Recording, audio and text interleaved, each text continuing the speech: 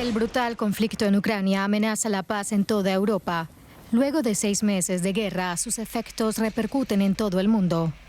Unos cientos de kilómetros más al oeste, casi 1 millón de refugiados de Ucrania llegaron a Alemania.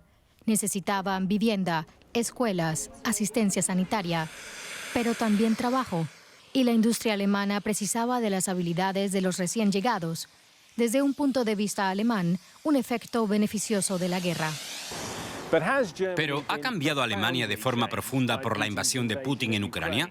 Para el canciller Olaf Scholz, que comparecía pocos días después del ataque, fue un momento de transformación. Estamos viviendo un momento decisivo. Eso significa que el mundo de después no será el mismo que el mundo de antes.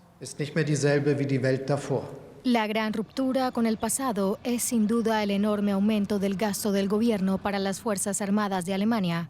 Un fondo especial de 100.000 millones de euros que acercará el presupuesto anual de defensa a la meta de la OTAN del 2% del PIB. Otro símbolo de la nueva estrategia militar es el envío de armas pesadas al campo de batalla ucraniano. Enviar armas a zonas de conflicto era hasta ahora un tabú en Alemania. Los políticos y la opinión pública, antes alérgicos a todo lo que se relacionara con el militarismo, están ahora más dispuestos a aceptar la importancia de una sólida estrategia de seguridad. Creo que la opinión pública tiene ahora claro que en Europa también estamos ante una amenaza militar real y que lamentablemente tenemos que revisar nuestra valoración de que ya no hay un adversario convencional en Europa para las Fuerzas Armadas alemanas, que era lo que creíamos a principios de los 2000 al tratarse de Rusia y Putin. Durante casi 25 años vaciamos los armarios, cerramos depósitos y disolvimos unidades. Por eso es muy importante que gastemos esos 100.000 millones de euros de forma sensata y sostenible. La guerra también obligó a cambiar la política energética de Alemania. Tras adquirir de Rusia más de la mitad del gas natural necesario, la importación se ha reducido a 1/4 parte y existe el compromiso de disminuirla aún más. El ministro de Economía y Clima del Partido Verde, Robert Habeck, ha permitido incluso reactivar algunas centrales eléctricas de carbón contaminantes para tener luz en invierno. Se trata de pragmatismo. La coalición de Olaf Scholz prometió un presupuesto equilibrado y se ha visto forzada a abrir más las arcas públicas. Querían combatir el cambio climático, pero con la guerra la seguridad energética es prioritaria. Y pese a los nuevos impulsos, algunos se preguntan si Alemania está preparada para posicionarse como un país líder.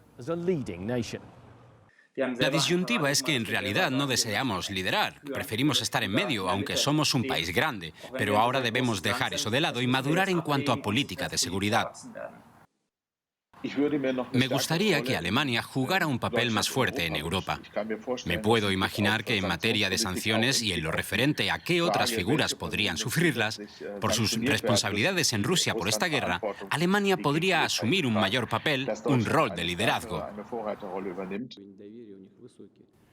El propio Olaf Scholz fue criticado por equivocarse frente a Vladimir Putin al buscar la cooperación y no la confrontación. Hay quienes dicen que aún no está comprometido con la victoria de Ucrania.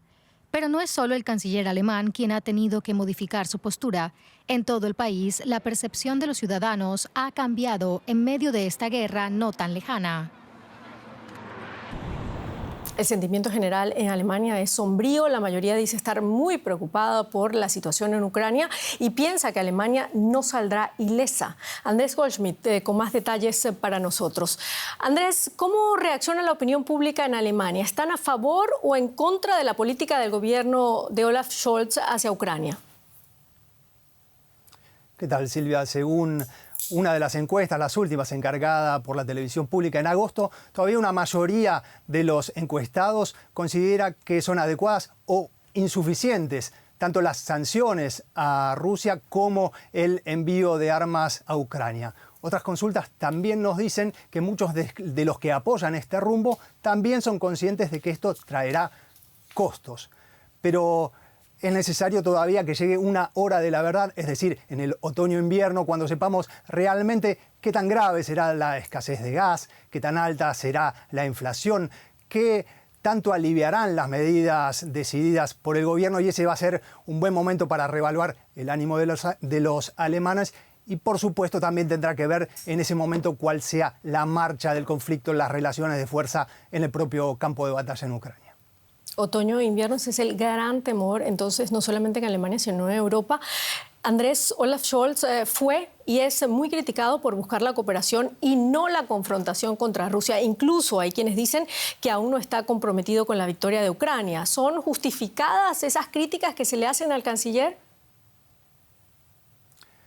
Bueno, el Instituto para la Economía Mundial de Kiel recopila y clasifica la ayuda militar internacional a Ucrania. Y allí Alemania solo ocupa los primeros puestos cuando se consideran las ayudas en términos absolutos, pero baja muchísimos puestos cuando se consideran esas cifras en relación al Producto Interno Bruto. Las razones, bueno, la insuficiente cantidad o el insuficiente equipamiento militar de la propia Alemania, esto en parte es cierto, y luego la cautela para evitar una escalada y relacionado con esto la necesidad de coordinar con el resto de países aliados y socios. Esas son las razones que esgrime Scholz, pero en esto entra en un terreno algo pantanoso, porque el propio Scholz no puede despejar las dudas, es muy hermético a la hora de explicar cuáles son los criterios y las razones concretas para decidir qué se envía y qué no, y entonces esto da lugar a reproches de no tener liderazgo en Europa y además